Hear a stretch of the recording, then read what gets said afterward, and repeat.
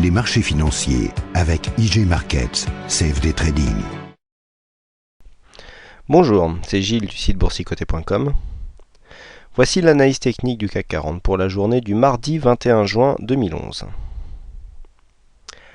Avec aujourd'hui une belle séance de hausse, quasi en Marubozu, puisque nous avons ouvert sur un gap haussier, donc ouverture à 3820,05 qui est le plus bas de la séance. Nous avons marqué un plus haut à 3879,44 pour terminer en clôture à 3877,07. Le CAC 40 gagne 2,04% sur cette séance, plus de 77 points gagnés par rapport au cours de clôture d'hier. Donc c'est une grosse séance haussière, on gagne plus de 2%. Alors, on était dans une phase déjà où on était quand même en situation technique de survente, on était sur le bas du canal, on voyait qu'on avait des attaques ici de la zone des 3750 qui échouaient, dans une période macroéconomique maussade, pour rester gentil. Donc là, on a une détente des inquiétudes concernant la Grèce, il y a un vote qui doit intervenir cette nuit.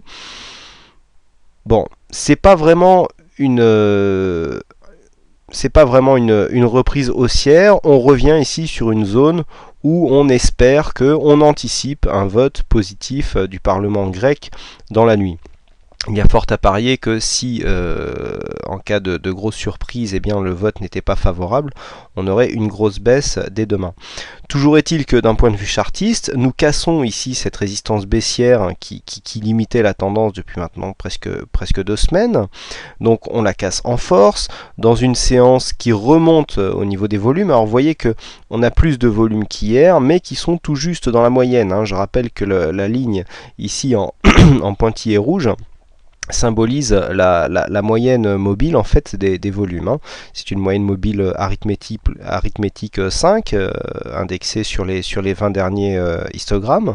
Donc là ici on a des volumes dans la moyenne pour une séance haussière. Et ce qu'il est intéressant de constater, c'est que après la séance baissière d'hier, on a une séance haussière et les volumes sont supérieurs. Mais vous voyez qu'on n'a pas une explosion de volume comme on aurait pu avoir par exemple sur la précédente séance des 4 sorcières, qui nous montre que nous avons un retour puissant d'une hausse. C'est un effet de rattrapage. Là on a anticipé des inquiétudes. Ici on revient à une zone de cotation certes favorable, puisque on a une zone d'équilibre en dehors de ce problème qui se situe entre 3000 et 3850 on va dire. Et là on dépasse légèrement, donc on anticipe une bonne nouvelle qui viendrait dans la nuit. Alors, d'un point de vue technique, qu'est-ce que ça nous donne? On a un RSI qui remonte légèrement, on est en zone neutre, 48 points. Ici, le stochastique, quant à lui, on le surveille depuis hier. Voilà, il amplifie son signal haussier. Vous voyez que le signal haussier est intervenu la semaine dernière, la semaine le 14 juin, pardon, la séance du 14. Et donc, le signal, je vous avais dit hier qu'il était en phase de sortir. On avait juste l'indicateur qui était sorti, mais qu'il n'était pas tout à fait abouti. Là, aujourd'hui, c'est le cas puisqu'on a une sortie de l'indicateur et de sa ligne de signal. Donc là le signal est valide du point de vue du stochastique. Du point de vue du MACD, on avait un signal, vous voyez qu'il a bien hésité puisque on était passé plusieurs fois dans le vert, donc la première fois il avait été invalidé tout de suite. Par contre la deuxième fois, ce qu'on avait remarqué, c'est qu'on était passé dans le vert et que les histogrammes rouges n'étaient pas revenus au niveau des précédents histogrammes, et donc que nous avions ici une poussée haussière. On sentait venir ce rebond, je vous en avais parlé un peu comme une possibilité, et là aujourd'hui hop on part à la hausse, mais vous voyez sans casser vraiment cette zone de résistance intermédiaire que nous avons ici au niveau des 3880. On vient clôturer juste sous cette zone. Bon, quoi qu'il en soit, la bougie est puissante mais là c'est vraiment la macro qui va commander pour la suite. Dans le cas d'un vote positif, ce que je pense les marchés ont anticipé, on devrait rejoindre la zone des 3904 points ici.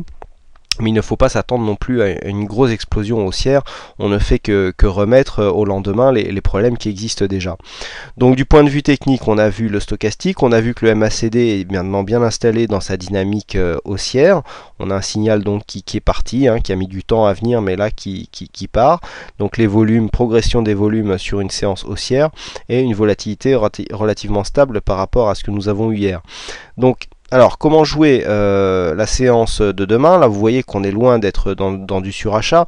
C'est ce que je dis souvent, quand on est en zone de survente, eh bien, des mauvaises nouvelles, comme on est déjà en survente, ne feront que essayer d'attaquer des niveaux techniques. Mais là, on était en survente, on a un semblant de bonne nouvelle, on repart assez fort. Si on avait été en situation technique de surachat, eh bien, cette bonne nouvelle serait sans doute passée inaperçue. Mais là, on avait une situation, c'est plus la situation technique, d'où le nom de rebond technique qui a provoqué vraiment cette hausse, que vraiment la situation macroéconomique. Rien n'est réglé, donc il ne faut pas non plus s'enflammer. Le principal de la hausse, si on regarde un petit peu les choses, serait quasiment consommé. Il n'y a pas de quoi, d'un point de vue fondamental, monter beaucoup plus haut que les 3900 points.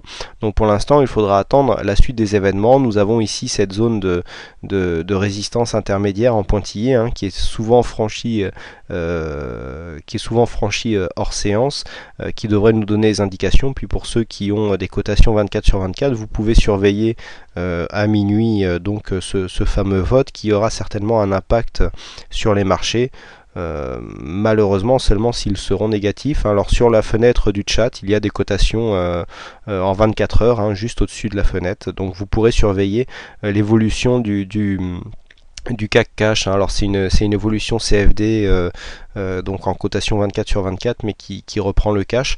Donc vous pourrez toujours surveiller les cotations à ce moment, puisque les futurs seront fermés. Ils ferment à 22h.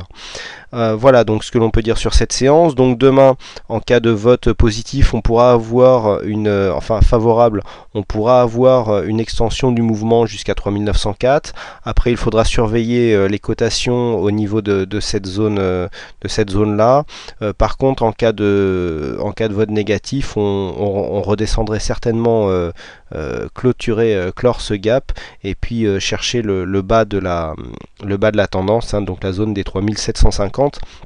La période est assez volatile en intraday, on commence à avoir des gros mouvements, donc en cas de déception, il faut s'attendre à une grosse baisse. Voilà, mais les problèmes ne sont que remis à plus tard, donc il faut s'attendre encore à d'autres secousses sur les marchés concernant le dossier grec, puisque bon, là c'est une rustine un peu qu'on met sur un gros pneu de camion.